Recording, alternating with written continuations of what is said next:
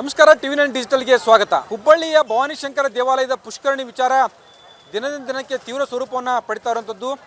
ಆದರೆ ಈ ಅಪ್ಪ ಅಮ್ಮನ ಜಗಳದಲ್ಲಿ ಕೂಸು ಬಡವಾಯಿತು ಅನ್ನೋ ಹಾಗೆ ಈ ಕಾಂಗ್ರೆಸ್ ಮತ್ತು BJP ನಡುವಿನ ತಿಕ್ಕಾಟದ ನಡುವೆ ಇದೀಗ ಪೊಲೀಸರು ಹೈರಾಣ ಆಗ್ತಾ ಇರುವಂಥದ್ದು. ಹೌದು, ಕಳೆದ 20 ದಿನಗಳಿಂದ ನಿರಂತರವಾದಂಥ ಬಂದೋಬಸ್ತಿನಿಂದಾಗಿ ಪೊಲೀಸರು ಸಾಕಷ್ಟು ಒಂದು ಸಂಕಷ್ಟಕ್ಕೆ ಸಿಲುಕ್ತಾ ಇರುವಂಥದ್ದು. ಆಗಸ್ಟ್ 5ರಿಂದ ಈ ಭವಾನಿಶಂಕರ ದೇವಾಲಯದ ವಿವಾದ ಆರಂಭವಾಗಿರುವಂಥದ್ದು. ಒಂದು ಕಡೆ BJP ಮತ್ತು ಹಿಂದೂಪರ ಕಾರ್ಯಕರ್ತರು ಇಲ್ಲಿ ಪುಷ್ಕರಣಿ ಇತ್ತು, ಪುಷ್ಕರಣಿ ಜಾಗದ ಮೇಲೆ ಪಾಲಿಕೆ ವತಿಯಿಂದ CC ರಸ್ತೆ ನಿರ್ಮಾಣ ಮಾಡಲಾಗಿದೆ.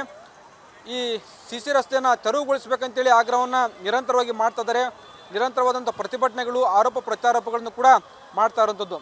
ಇದಕ್ಕೆ ಕೌಂಟರ್ ಆಗಿ ಕಾಂಗ್ರೆಸ್ ಮತ್ತು ದಲಿತ ಪರ ಸಂಘಟನೆಗಳು ಕೂಡ ಆರೋಪ ಪ್ರತ್ಯಾರೋಪಗಳನ್ನು ಮಾಡ್ತಾ ಇರೋದ್ರ ಜೊತೆಗೆ ಪ್ರತಿಭಟನೆಗಳನ್ನು ಕೂಡ ಮಾಡ್ತಾ ಇರುವಂಥದ್ದು. ಈ ಹಿನ್ನೆಲೆಯಲ್ಲಿ ಈ ಭವಾನಿಶಂಕರ ದೇವಸ್ಥಾನದ ಸುತ್ತಮುತ್ತ ಸಾಕಷ್ಟು ಬಿಗಿ ಪೊಲೀಸ್ ಬಂದೋಬಸ್ತನ್ನು ಕಳೆದ 20 ದಿನಗಳಿಂದ ಪೊಲೀಸರು ಮಾಡ್ತಾ ಇರುವಂಥದ್ದು. ಒಂದು ಕಡೆ BJP ಕಾರ್ಯಕರ್ತರು ಮತ್ತು ಹಿಂದೂಪರ ಕಾರ್ಯಕರ್ತರು ಈ ಏನು ರಸ್ತೆ ಮಾಡಿದ್ದಾರೆ, ರಸ್ತೆಗೆ ಮುತ್ತಿಗೆ ಹಾಕಿಯಲ್ಲಿ ಆ ರಸ್ತೆನ ತೆರವು ಮಾಡಲಿಕ್ಕೆ ಒಂದು ಸಂದರ್ಭದಲ್ಲಿ ಕೂಡ ಅವತ್ತು 1500ಕ್ಕೂ ಹೆಚ್ಚು ಪೊಲೀಸರನ್ನು ನಿಯೋಜನೆ ಮಾಡಲಾಗಿತ್ತು. ಇಡೀ ದಿನ ಅವತ್ತು ನಿಷೇಧಾಜ್ಞೆ ಹೇರಿದ ಹಿನ್ನೆಲೆಯಲ್ಲಿ ಬೆಳಗ್ಗೆ 6ರಿಂದ ರಾತ್ರಿ 10 ಗಂಟೆವರೆಗೆ ಪೊಲೀಸರು ಸಾಕಷ್ಟು ಒಂದು ಕಾರ್ಯಾಚರಣೆಯನ್ನು ಮಾಡಿದರು, ಬಿಗಿ ಬಂದೋಬಸ್ತನ್ನು ಮಾಡಿದರು. ಹೀಗಾಗಿ ಅವತ್ತು ಕೂಡ ಇಡೀ ದಿನ ಪೊಲೀಸರು ಹೈರಾಣಾಗಿದ್ದರು. ಮಾರನೇ ದಿನ ಮತ್ತೆ ಪಾಲಿಕೆಯ ಮುಂದೆ BJPಯವರ ಪ್ರತಿಭಟನೆ, ಕಾಂಗ್ರೆಸ್ನ ಅನೇಕ ನಾಯಕರಿಂದ ಸ್ಥಳ ಪರಿಶೀಲನೆ, ಈ ರೀತಿಯಾಗಿ ನಿರಂತರ ಘಟನೆಗಳು ನಡೀತಿರುವಂಥದ್ದು. ಇವತ್ತು ಕಾಂಗ್ರೆಸ್ ಮತ್ತು ದಲಿತ ಪರ ಸಂಘಟನೆಗಳು ಮತ್ತೆ ಪ್ರತಿಭಟನೆಗೆ ಕರೆ ಕೊಟ್ಟಿರುವಂಥದ್ದು. ಇವತ್ತು ಕೂಡ ಹೆಚ್ಚಿನ ಪೊಲೀಸನ್ನು ನಿಯೋಜನೆ ಮಾಡಲಾಗಿರುವಂಥದ್ದು. ಯಾಕಂತಂದರೆ BJP ಕಚೇರಿಗೆ ಮುತ್ತಿಗೆ ಹಾಕುವಂಥ ಯತ್ನ ಕೂಡ ಇರೋದ್ರಿಂದ ಹೆಚ್ಚಿನ ಪೊಲೀಸರನ್ನು ನಿಯೋಜನೆ ಮಾಡಲಾಗಿದೆ.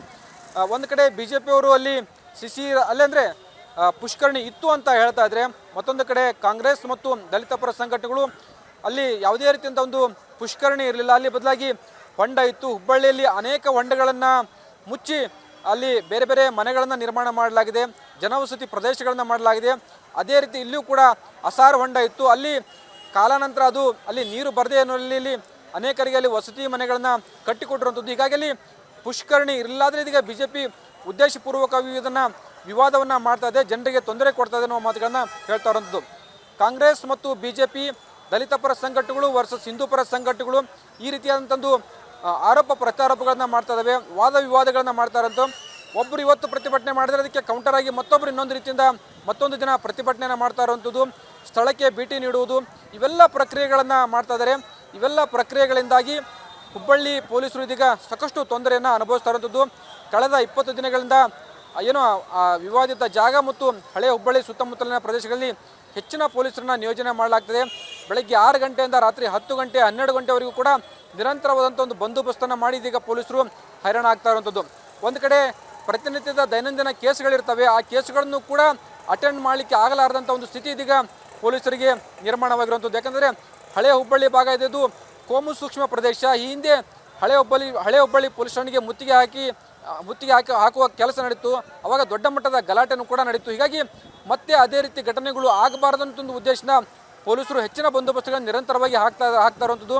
ಈ ಬಂದೋಬಸ್ತಿನಿಂದಾಗಿ ಒಂದು ಕಡೆ ಪೊಲೀಸರು ಹೈರಾಣ ಆಗ್ತಾಯಿದ್ದಾರೆ, ಮತ್ತೊಂದು ಕಡೆ ಅಲ್ಲಿನ ಸ್ಥಳೀಯ ಸಾರ್ವಜನಿಕರು ಕೂಡ ಸಾಕಷ್ಟು ತೊಂದರೆಯನ್ನು ಅನುಭವಿಸ್ತಾ ಇರುವಂಥದ್ದು. ಯಾಕಂದರೆ ನಿರಂತರವಾದಂಥ ಬಂದೋಬಸ್ತ್ ಮತ್ತು ಅನೇಕ ಕಡೆ ಬ್ಯಾರಿಕೇಡ್ಗಳನ್ನು ಹಾಕಿ ಜನರ ಸಂಚಾರಕ್ಕೆ ರಸ್ತೆಗಳನ್ನು ಬಂದ್ ಮಾಡ್ತಾ ಇರೋದ್ರಲ್ಲಿ ಸುತ್ತಮುತ್ತಲಿನ ಜನರು ಕೂಡ ತೊಂದರೆಗೆ ಸಿಲುಕ್ತಾ ಇರೋದು. ಹೀಗಾಗಿ ಇಲ್ಲಿ ಪುಷ್ಕರಣಿ ಇತ್ತು ಅಥವಾ ಇಲ್ವಾ ಅನ್ನೋದ್ರ ಬಗ್ಗೆ ಕಾನೂನಿನ ಮೊರೆ ಹೋಗಿ ಒಂದು ಬಗೆಹರಿಸಿಕೊಳ್ಳಿ ಅಥವಾ ಬೇರೆ ರೀತಿಯಿಂದ ಬಗೆಹರಿಸಿಕೊಳ್ಳಿ. ಆದರೆ ನಿರಂತರವಾಗಿ ಸ್ಥಳೀಯ ಜನರಿಗೂ ಕೂಡ ತೊಂದರೆ ಕೊಡಬಾರ್ದು ಅನ್ನೋದೊಂದು ಆಗ್ರಹವನ್ನು ಸ್ಥಳೀಯರು ಮಾಡ್ತಾ ಇದ್ದಾರೆ. ಮತ್ತೊಂದು ಕಡೆ ಪೊಲೀಸರು ಇದೀಗ ಈ ನಿರಂತರವಾದಂಥೊಂದು ಪ್ರತಿಭಟನೆಗಳು ಮತ್ತು ವಾದ ವಿವಾದಗಳು, ಸ್ಥಳ ಪರಿಶೀಲನೆಯಲ್ಲಿ ಸಾಕಷ್ಟು ತೊಂದರೆಯನ್ನು ಅನುಭವಿಸ್ತಾ ಇರುವಂಥದ್ದು.